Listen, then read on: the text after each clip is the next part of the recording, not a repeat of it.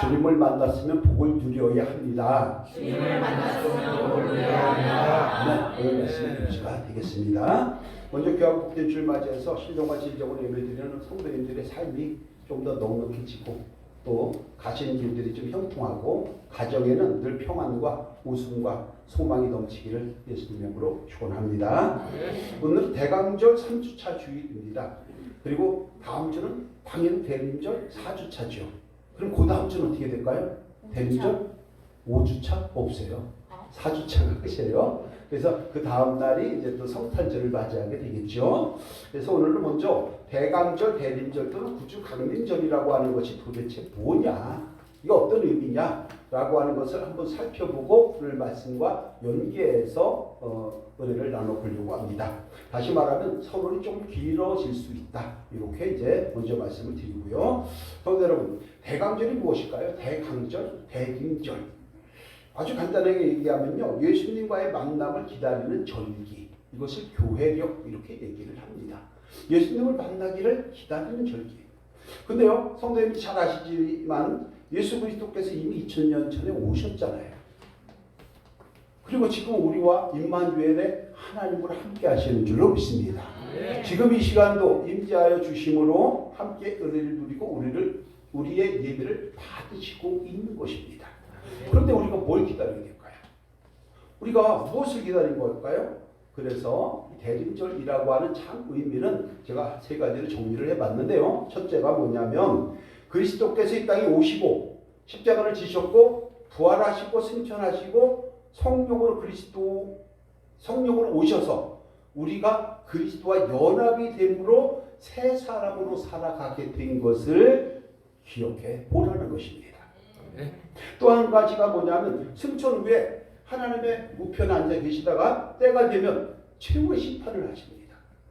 주님이 내려오시던 우리가 올라가던 마지막 최후의 심판 때에 다시 만나 심판주를 기다리면서 이곳에서 성화의 삶을 살아가라고 말씀을 하고 있다는 것입니다. 또 한 가지가 뭐냐면 예수님을 인격적으로 만났다면 지금 여기에서부터 구원의 복을 누리고 나그네 같은 이 세상의 삶이 다 끝나고 나면 반드시 그때 거기 가서는 영생 복락이라고 하는 것을 누릴 것이라고 하는 것을 확실하게 믿고 그리스도인답게 여기에서부터 당당하고 멋지게 살아가라고 말씀하고 있다는 것입니다. 이것을 잘 새겨야 합니다. 그래서 우리는 너나 할 것 없이 개인의 종말의 때가 되면 다 죽게 되어 있는 것입니다. 왜? 최후의 심판을 해야 되니까요. 자, 그래서 모든 사람들이 다 죽는데 이렇게 한번 생각을 해보세요. 만약에 사람이 태어나서 아무도 죽지 않고 살아있다면 우리는 어떤 모습으로 이 세상을 살아가고 있을까요? 사람이 태어났어요. 아담부터 해갖고 지금까지 한 사람도 죽지 않았어요. 그리고 지금까지 살아있다면 어떻게 될까요? 첫째, 일어서서 잠을 자야 합니다. 밥도 일어서서 먹어야 합니다. 화장실 볼일 일어서서 봐야 합니다. 어떻게 할 거예요? 예배도 서서 드려야 합니다. 한마디로 삶의 질이 엉망이 될 것입니다. 거기다 나이가 50이 되고 60이 되고 70이 되고 이렇게 됐는데 지금은 90 넘고 100살 넘고 100세 이상 된 분들이 재작년 코로나 전까지 우리 한국이 23,000명이었습니다. 그런데 코로나 때 확 줄어갖고 지금은 한 4,000명 정도 돼요. 엄청나게 죽었죠. 근데 연로하셔갖고 말도 제대로 못하고 그러는데 너무 장수하면 너무 힘든 거 아니에요? 그래서 하나님이 이거 다 계산하셨어요. 설계하실 때. 그래서 어떻게 됐습니까? 일정한 때가 되면 다 죽게 만든 거죠. 이것을 하나님께서 이렇게 선포한 것입니다. 히브리서 9장 27절 함께 합니다. 시작. 한 번 죽는 것은 사람에게 정해진 것이요 그 후에는 반드시 심판이 있으리니. 우리가 스마트폰이 있으면 스마트폰을 누가 설계를 했을 거 아니에요. 사람 설계를 하셨고 하나님이 설계대로 만드신 거예요. 그 설계 도면에 사람은 죽도록 설계 도면을 만드셨다는 것입니다. 그래서 우리는 너나 할 것 없이 모두가 시한부 인생일까요? 아니면은 시한부 인생이 아닐까요? 몇 분간 인사합시다. 그러면 우리는 모두 시한부 인생입니다. 남은 인생 가치 있고 멋지게 살아야 합니다. 네, 그렇습니다. 육신의 질병이 있어서 낙원으로 이민 갈 때를 기다리고 있는 사람이나 사형 선고를 받고 교도소에서 지금 이래나 저래나 혹시 형집행되나 이걸 기다리고 있는 사람이나 다 마찬가지예요. 신앙 인생입니다. 다만 우리는 언제 하나님이 사역을 집회할지 아무도 모르는 것뿐이에요. 이것은 하나님의 절대 주권이라고 이야기를 하는 것입니다. 그러니까 우리는 어떻게 됩니까? 이 땅에서 주님을 만남으로 가치가 있고 의미 있는 삶을 살아야 합니다. 매일 남 험담하고 남 해코지하고 엉터리로 사는 것은 멋진 인생이 될 수 없는 것입니다. 그래서 개인적인 종말을 맞이해서 낙원에 들어갈 것을 사모하는 소망, 부활 소망, 예배를 드리면서 한 주간도 다시 멋지게 살아갈 수 있을 것이라고 하는 소망을 가지고 한 주간 시작하기 때문에 바로 이런 것들이 대림절의 참된 의미로 고착이 되어야 할 줄로 믿습니다. 그런데 여러분, 우리가 예수님을 만나서 천국의 복을 지금 여기서부터 누리는 것 대단한 존재 아닌가요? 이 화두 지역에 대단한 갈비라고 있어요. 아직 먹어보진 않았어요. 이거 사다 주는 사람이 없어. 대단한 갈비라고 써 있어요. 근데 정말 우리가 대단한 사람이죠. 여러분과 인사 한번 더 합니다. 우리는 참 대단한 사람입니다. 우리는 별 볼 일이 있는 사람입니다. 그렇죠. 별 볼 일이 있는 사람이에요. 그 별이 어디에 있어요? 천국 영생 공락이 있지 않습니까? 지금 여기서부터 구원의 복을 누리는 저와 여러분 되시기를 주님의 이름으로 축원합니다. 자, 그러면 이런 질문을 한번 해보겠습니다. 인생을 한마디로 표현해 보십시오 라고 얘기하면 뭐라고 표현할까요? 인생을 한마디로 표현해 보십시오 라고 얘기하면 어떤 분은 인생은 낙을 읽긴 아닐까요? 이렇게 할 것이고요. 또 이제 연식이 좀 많으신 분들은 인생은 하술생이야 또 이렇게 하실 분도 있고요. 인생은 또 신앙 있는 분들은 인생은 순례자의 길이죠. 이렇게 얘기하는 분들도 있을 겁니다. 각자의 처지와 형편에 따라서 다를 것입니다. 그런데 그 중에서 가장 비중을 많이 차지하는 것이 뭐냐면 인생은 선택과 기다림이다 라고 얘기하기를 합니다. 자, 먼저 선택을 한번 보겠습니다. 우리가 인생은 태어나면서 죽을 때까지 매일매일 무엇인가를 선택하며 사는 존재 아닌가요? 오늘 아침에 눈 뜰까 말까? 추운데 교회 갈까 말까? 일어날까 말까? 먹을까 말까? 예배 드릴까? 놀러 갈까? 약속을 했는데 지킬까 말까? 전부 다 우리는 할까 말까 아닌가요? 그래서 인생은 태어나면서 죽을 때까지 선택을 한다고 해서 인생을 ABC라고 합니다. 이렇게 보는데 제가 이렇게 했어요. A는 뭐냐면 A요. A 그냥. 우리가 얘기할 감탄사. 인생이 뭐죠? A. 인생은 B, C, D야. 이런 얘기예요. B는 뭐냐면 보스. 태어나는 거죠. D는 죽는 거예요. 데스. 그 사이에 뭐가 있어요? C가 있어요. 초이스. 항상 선택을 하는 거죠. 이렇게 우리는 늘 선택을 하면서 살아가는 존재입니다. 그래서 선택은 우리 인생의 전부라고 할 수 있을 정도로 있는데 무엇을 어떻게 선택하느냐, 어떤 기준을 가지고 선택하느냐에 따라서 내 인생이 대박이 나기도 하고 대박이 나기도 하는 것입니다.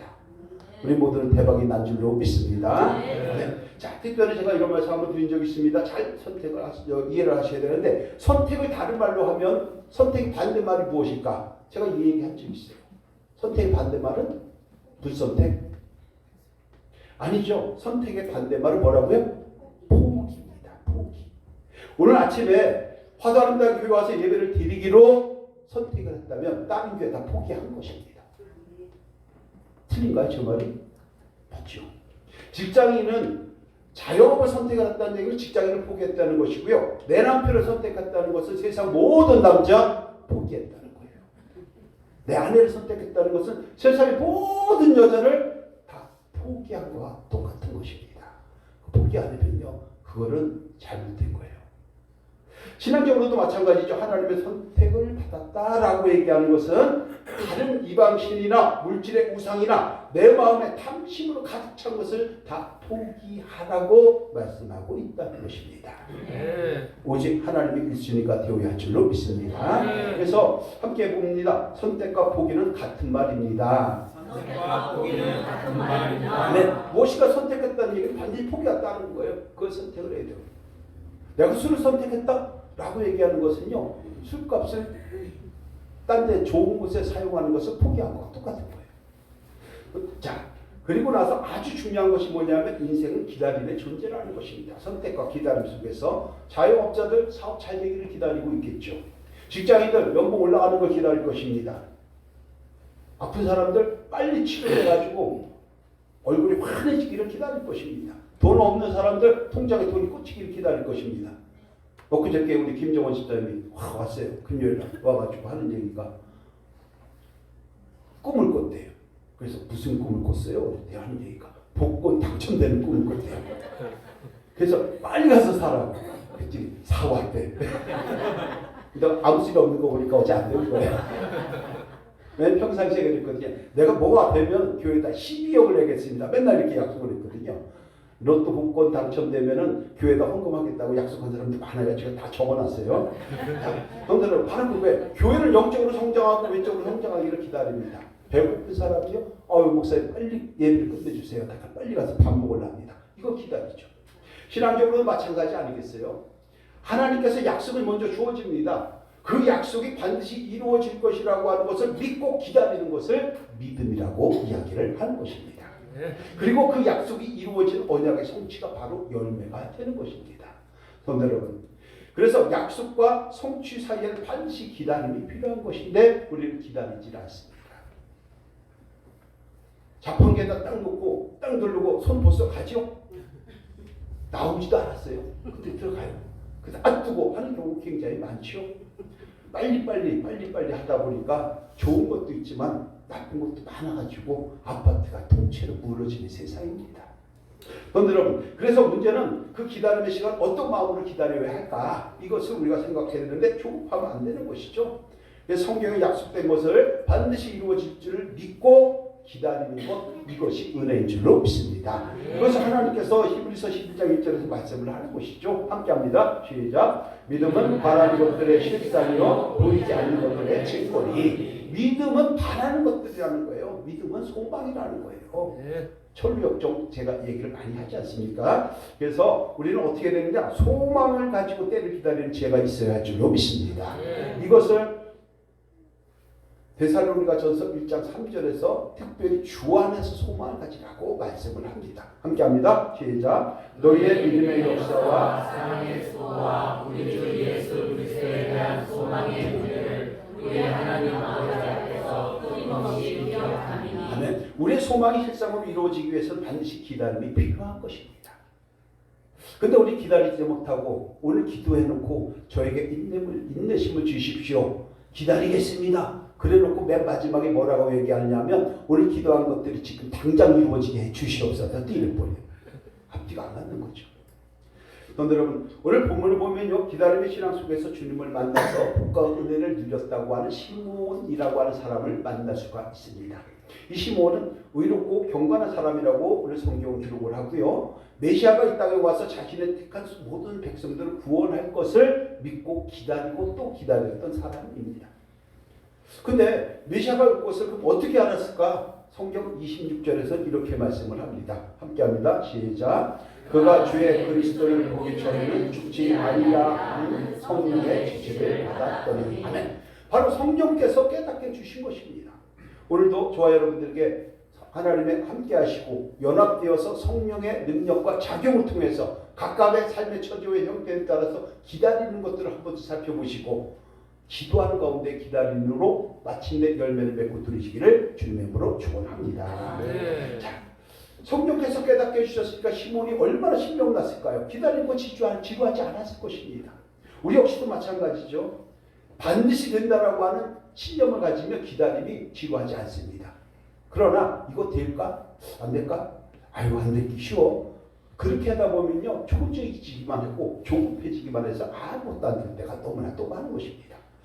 자, 그렇게 기다리는 과정 속에서 마침내 정결의식에 참여하려고 예루살렘에 오신 아기 예수 그리스도를 만나면서 시몬의 기다림은 마침내 성취가 된 것입니다.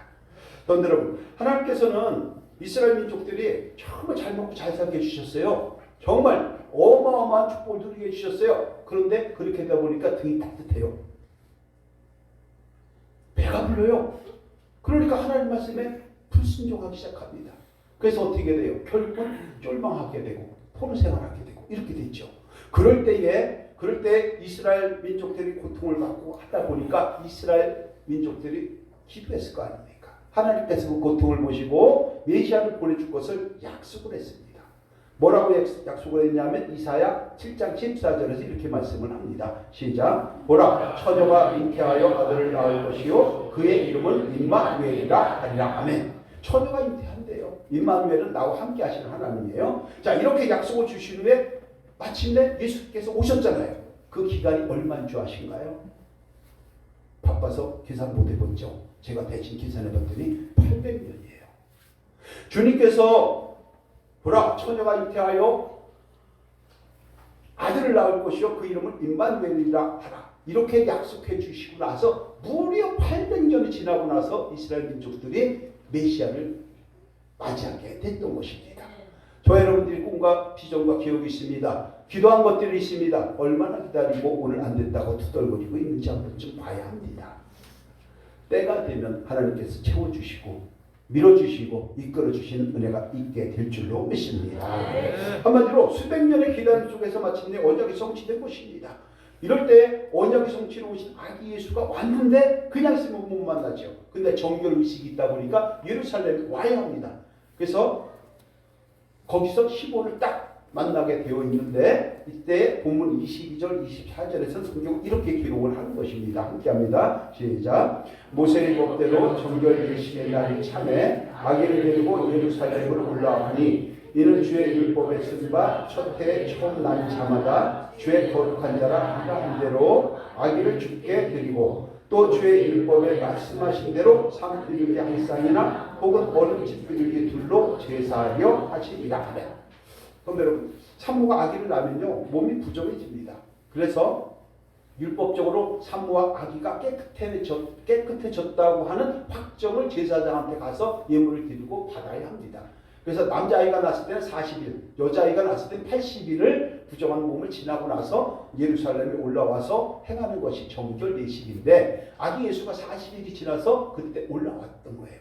그때 시몬이 예수님을 만나게 된 것입니다. 여러분, 그렇다고 하면 예수님이 그때 오셔서 시몬이 기다려서 만나가지고 누렸던 복이 무엇일까? 그리고 우리는 각자 신앙의 연수대로 수없이 많은 시간을 지내다가 어떤 사람은 30년 만에 주님을 만났고 어떤 사람은 50년 만에 만났고 어떤 사람은 아직도 못 만나고 있는데 주님을 만났다면 우리는 어떤 복을 살펴보려고 하는 것입니다. 첫 번째가요.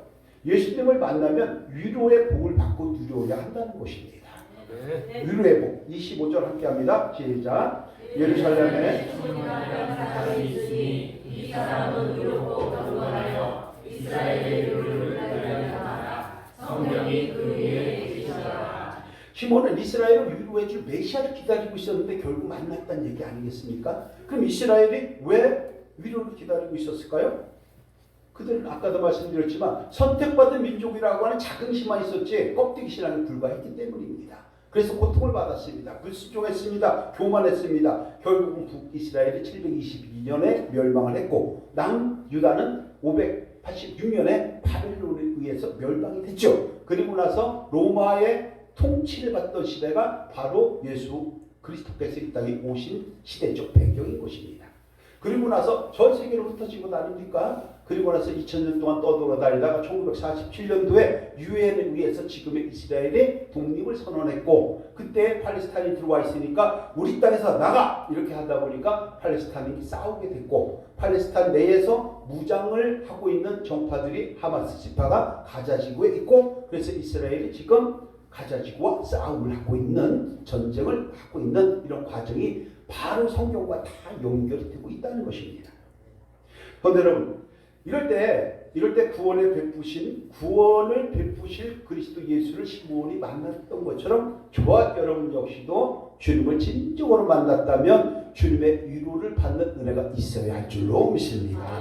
그런데 여러분 우리가 가는 광야길입니다. 우리가 가는 인생길 광야길입니다. 선택과 기다림에 지칩니다. 힘이 들어 지칩니다. 낙심하고 절망해서 지칩니다. 앞이 안 보여서 지칠 때가 있습니다. 아무리 생각해도 답이 없는 노답을 가지고 있을 때가 있습니다. 그럴 때 능력 있는 누군가가 좀 도와주면서 내가 밀어줄게 힘내. 너 사업이 좀 들대? 내가 사업을 밀어줄게. 분양이 안 돼? 내가 한 채 사줄게. 통장에 돈이 없어? 내가 1억 빌려줄게. 이렇게 하면서 누군가가 우리에게 조금 더 능력을 베풀어주고 이렇게 한다면 넌 할 수 있어. 이렇게 하면서 위로해 준다고 하면 우리는 얼마나 큰 힘이 되고 얼마나 큰 위로가 되고 얼마나 많은 소망을 가지고 나아갈 수 있겠습니까? 아플 때 의사의 손길을 만나고 물질이 힘들 때 자극력을 도와주고 배고플 때 밥 한 끼 도와주면 사주면 얼마나 큰 힘이 되겠냐. 이거는 이런 위로의 요소를 전용어로 뭐라고 얘기하냐면 회복 탄력성 인자라고 얘기해요. 우리가 유전 인자라고 얘기하는 것처럼 회복을 시켜주는 인자, 회복 탄력성 인자라고 얘기를 합니다. 우리가 서로 회복 탄력성 인자를 할 수 있는 사랑하는 성도님들의 관계가 다 되기를 주님의 이름으로 축원합니다.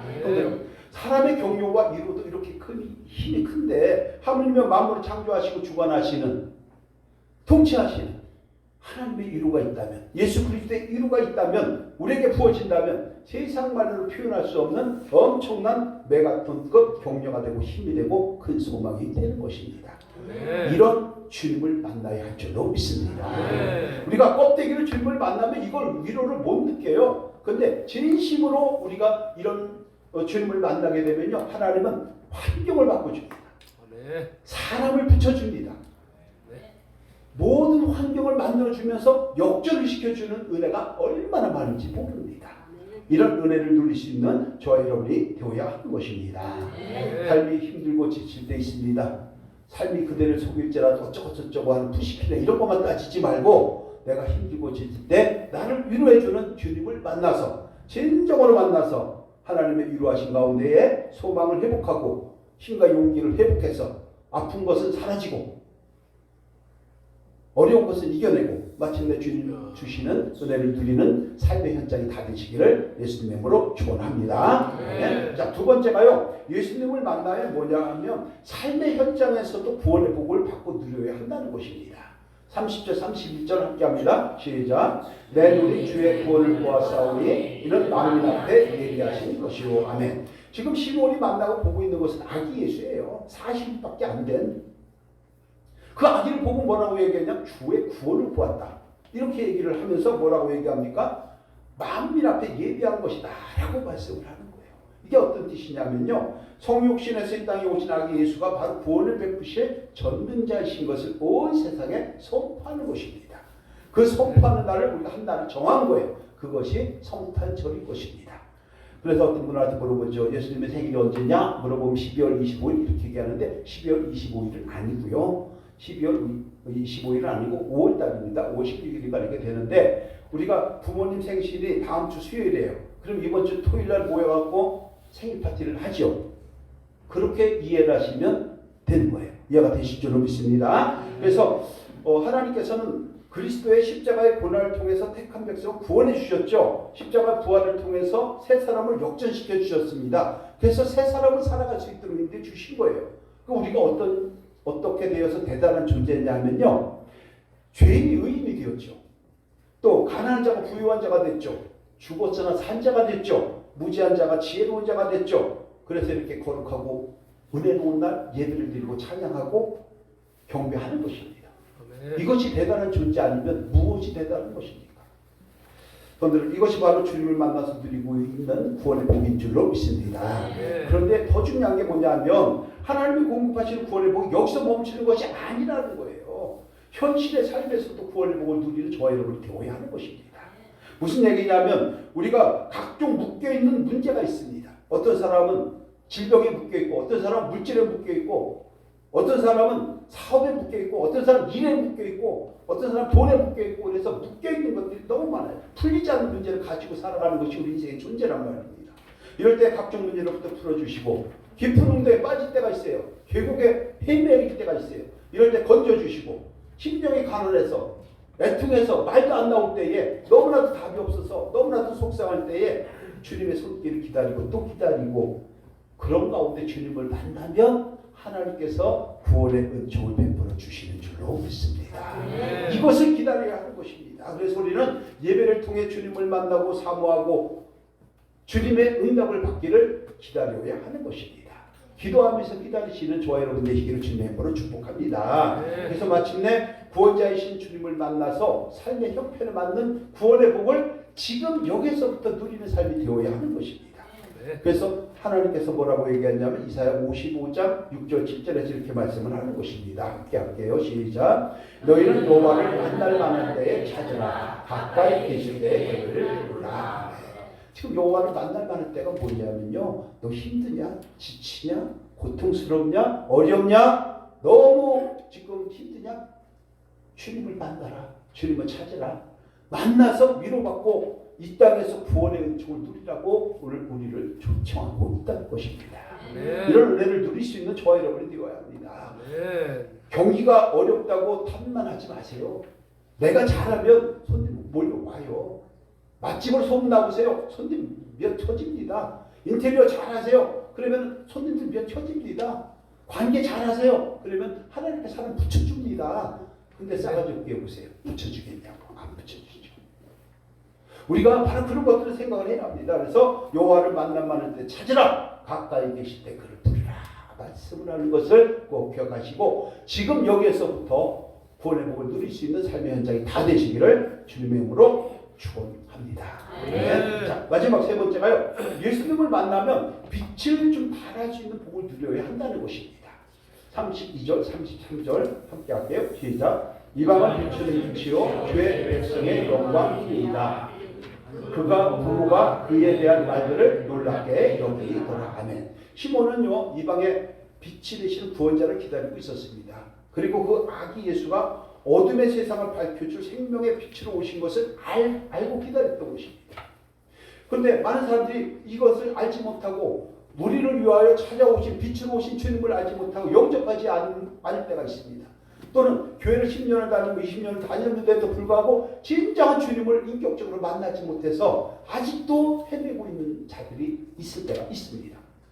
그래서 요한복음 1장 9절 12절에서 이렇게 말씀을 하는 것이에요. 함께 합니다. 시작. 참빛 곧 세상에 와서 각 사람에게 비추는 빛이 있었나니 그가 세상에 비쳤으며 세상은 그로 말미암아 죄가 되었을 때 세상이 그를 알지 못하였고 자기 땅에 오매 자기 백성이 영접하지 아니하였으나. 빛으로 오셨는데 그걸 알지 못하는, 그래서 주님을 만나지 못하니까 구원의 복을 누리지 못하는 이런 어리석은 백성도 참 많이 있다라고 얘기를 하는 것입니다. 여기서 빛은 누굽니까? 예수 그리스도를 이야기하는 것입니다. 여러분 생각해 보세요. 빛은 밝은 것이죠. 어둠의 반대지요. 빛은 이유 여하를 막느라고 빛이 딱 들어오면 순식간에 어둠 물러갑니다. 생각해 보세요. 빛이 쫙 들어왔는데 밀치밀치하면서 어둠이 물러가는 거 혹시 보셨어요? 형광등을 딱 켰는데 빛이 안 물러가려고 막 시간거리다가 도망가는 그런 어둠이 있어요? 없습니다. 키면 순식간에 없어지는 거예요. 너희들 바로 마찬가지예요. 그래서 예수님이 뭐라고 얘기하냐면 나는 세상의 빛인 나를 따르는 자는 어둠에 다니지 않는다고 말씀을 합니다. 자, 그럼 우리 어둠은 무엇일까요? 어둠? 빛은 그리스도예요. 그럼 어둠은 뭐예요? 악한 세력들, 사고치는 놈들, 불신하는 것들, 사단의 수하들, 사단들의 종노릇 하는 자들, 이런 자들은 주님이 오시면 예수님의 무릎 앞에 무릎을 꿇을 수밖에 없다라는 것입니다. 여러분, 이렇게 빛이 들어오면 보이지 않는 것들이 세상에 쫙 드러나죠. 청소기 쫙 돌렸어요. 갑자기 햇빛이 딱 들어와요. 뭔지 있을까요? 없을까요? 있어요. 더 많아. 무슨 얘기냐면 빛이 들어오면 보이지 않는 것들이 온 세상에 드러나는 것처럼 빛 대신 예수님이 우리 마음에 진정으로 만난다면, 우리에 임재한다면 내 마음속에 있는 그동안 못 봤던 죄가 보여야 되는 거예요. 내 마음속에 안 보이던 잘못된 것, 허점들, 오점들, 오만한 것들, 교만한 것들, 그걸 볼 수 있게 된다는 것입니다. 그런데요, 이걸 반대로 한번 해보세요. 반대로 하면 주님을 만나지 않았다면, 주님을 만났다면 그게 보이는 거예요. 주님을 만나지 않았다면 내가 내 죄를 모르죠. 인정하지 않죠. 죄를 모르니까. 빛이 되신 예수님이 내 영혼에 임재하지 않고 있다는 확실한 증거가 바로 그거가 되는 것입니다. 성도님들, 1년 동안 신앙생활 하시고 가정생활 하시고 지금까지 열심히 살아오셨어요. 주님을 진정으로 만났다면 내가 내 죄를 알렸다 라고 하는 것처럼 스스로가 죄를 아는지 아니면 아직도 모르는지, 만약에 안다면 그래서 그 수정하고 교정해 왔다면 주님의 인재 복을 누리는 저와 여러분들이고, 내 죄를 내가 알지 못한다고 하면 아직도 우리는 주님을 진정으로 만나지 못한 결과가 되는 것입니다. 여러분, 그래서 예수님이 말씀하신 거 있죠? 나무를 보면 열매를 할까요? 열매를 보면 나무를 할까요? 열매를 보면 나무를 알게 되는 것입니다. 나무만 보면 우리가 모르잖아요.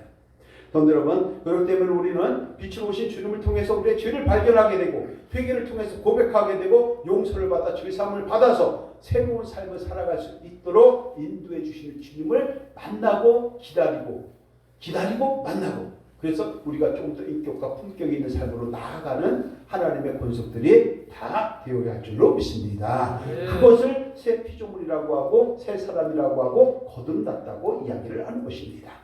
빛으로 오신 주님을 만나시기를 바랍니다. 그리고 그 빛을 받고 우리는 세상을 비추는 빛과 소금의 역할을 잘 감당함으로 하나님의 자녀답게 멋지게 나도 누리고 다른 사람에게도 은혜를 끼치는 귀한 복된 삶을 살아가는 주인공이 되시기를 주님의 이름으로 축원합니다. 네, 오늘 말씀의 결론입니다. 시몬이 수많은 세월을 기다리고 또 기다리다가 예수 그리스도를 만나서 구원의 복을 누렸던 것처럼 우리도 주님을 기다리고 만났다면, 인격적으로 함께 한다면 어떤 복을 누려야 될까? 1, 2, 3번인데요. 함께 합니다. 시작. 예수님을 만나면 위로를 받는 복을 누려야 합니다. 예수님을 만나면 삶의 현장에서도 구원의 복을 누려야 합니다. 예수님을 만나면 빛을 발하는 복을 누려야 합니다. 그래서 우리는 어떻게 해야 될까? 이렇게 돼야 합니다. 1, 2, 3번인데요. 시작. 한 해를 마감하면서 그동안 수고 많이 했다는 것을 인정해 주시고 격려해 주시면서 마음을 만져주시는 위로의 하나님을 만나는 복을 누려야 합니다. 우리를 모든 죄악에서 건져주시고 기가 막힌 위험에서 건져주시는 구원의 복을 지금 여기에서도 누려야 합니다.